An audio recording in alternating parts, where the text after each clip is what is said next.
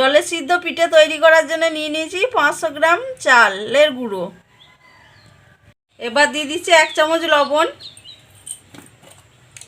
লবণটা দিয়ে আমি ভালো করে ঘেটে নিচ্ছি।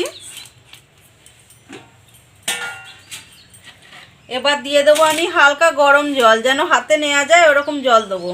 জল দিয়ে আমি মেখে নেব।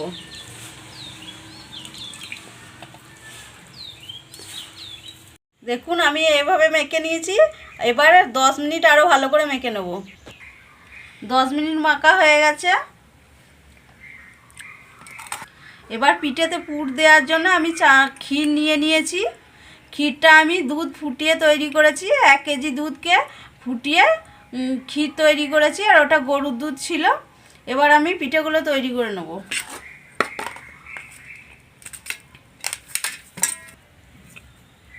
এইভাবে আমি গোল করে নেব।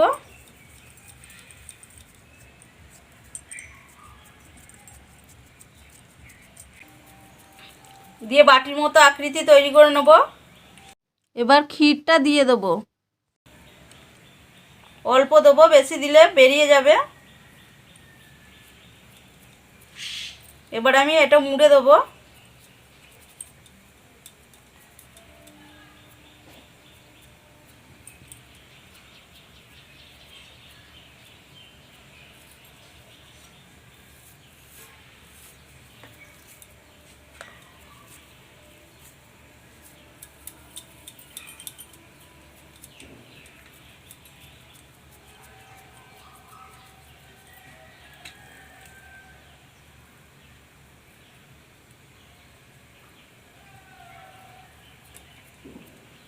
এবার মুড়ে নেব। এটা এইভাবে মুড়ে নেব।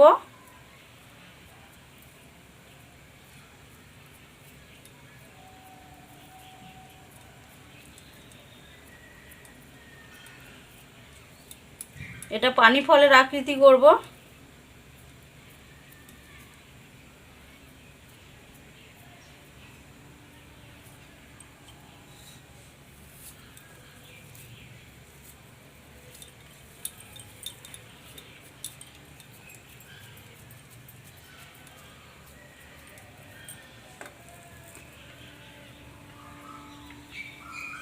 আবার মুড়ে নেব। এটা আমি গোল আকৃতি করব।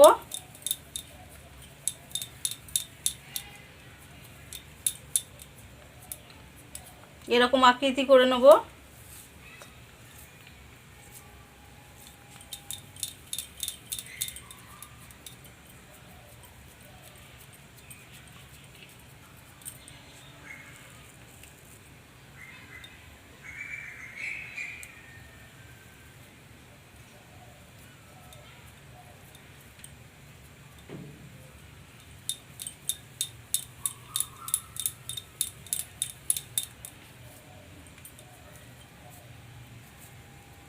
এটা গোল করে নেব।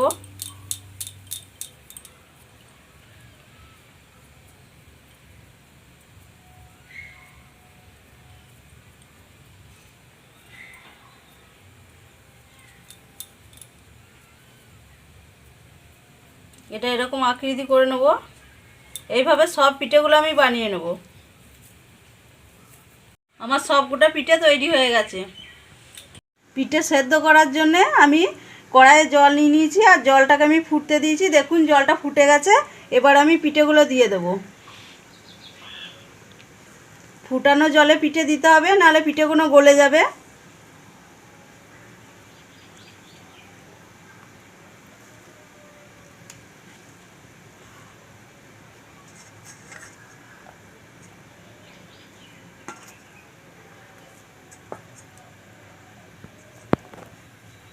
এবার আমি কিছুক্ষণ ফুটতে দেবো।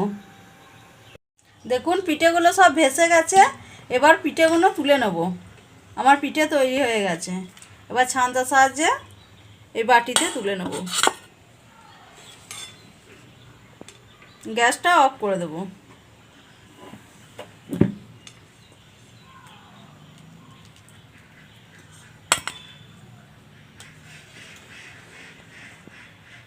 দেখুন আমার জলের সিদ্ধ ক্ষীরের পিঠে তৈরি হয়ে গেছে।